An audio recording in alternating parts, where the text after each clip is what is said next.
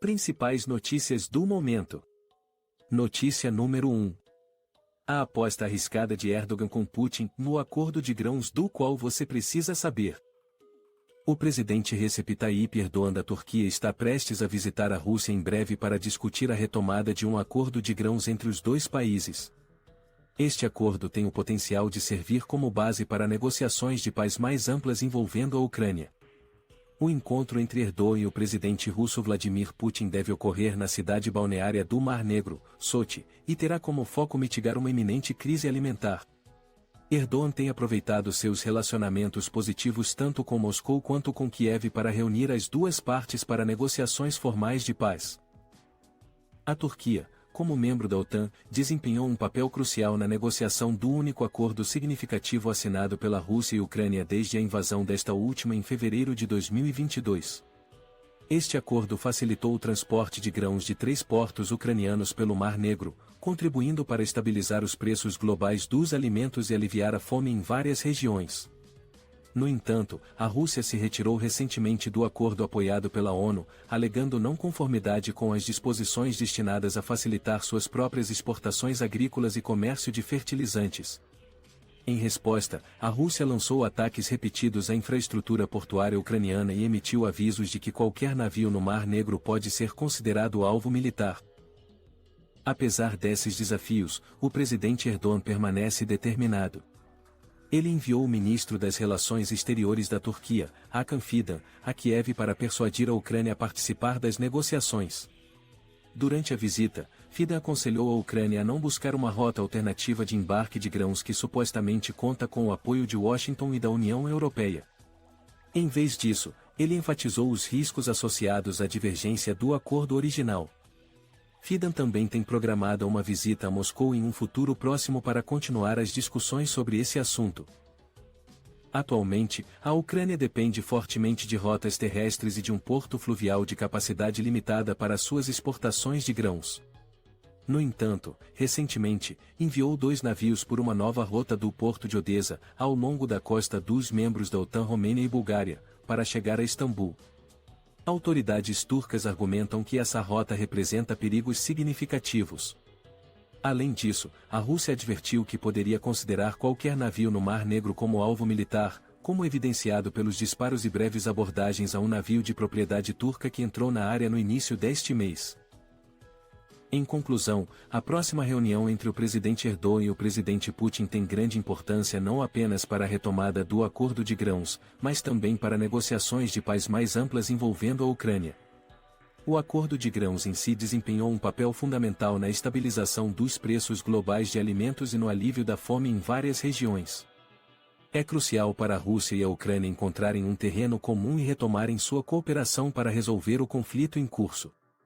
Como espectadores, o que vocês acham das perspectivas de restabelecimento do acordo de grãos e seu impacto potencial no conflito da Ucrânia?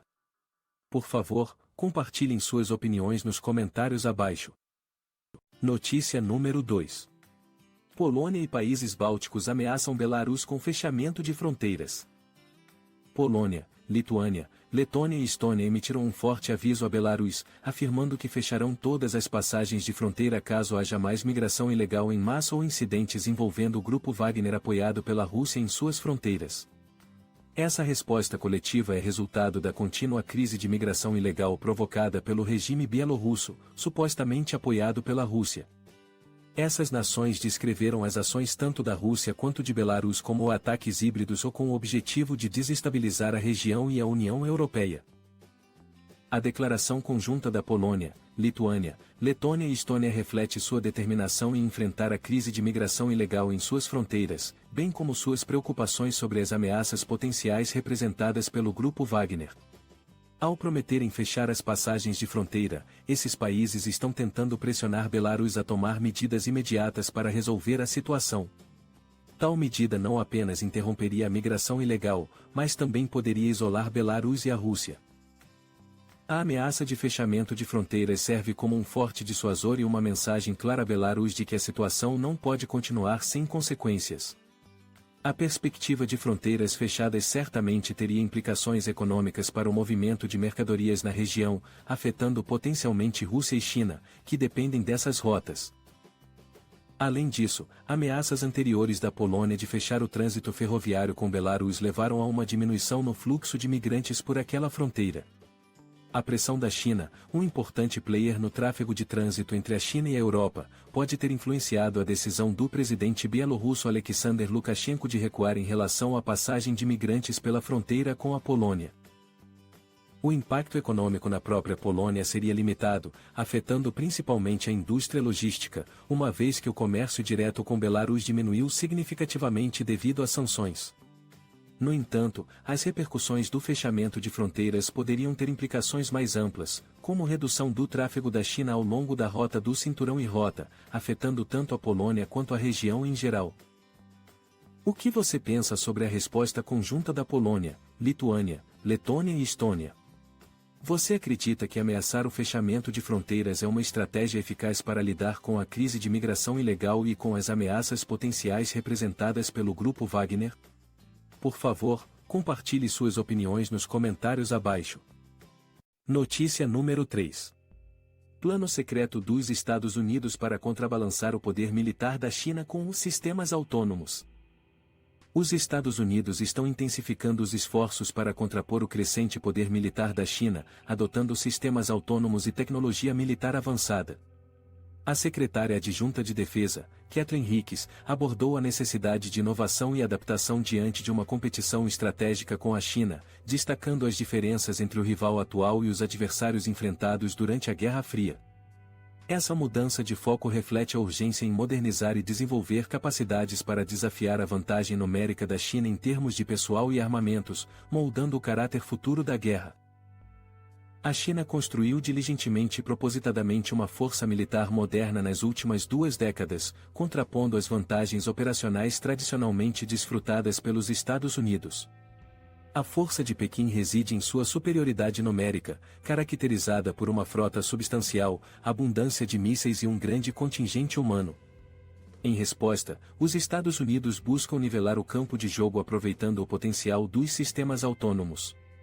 Ao implantar milhares de drones e outros equipamentos militares avançados em várias áreas, os Estados Unidos pretendem criar sua própria massa, altamente adaptável, resiliente e difícil de ser planejada, atingida ou derrotada pela China.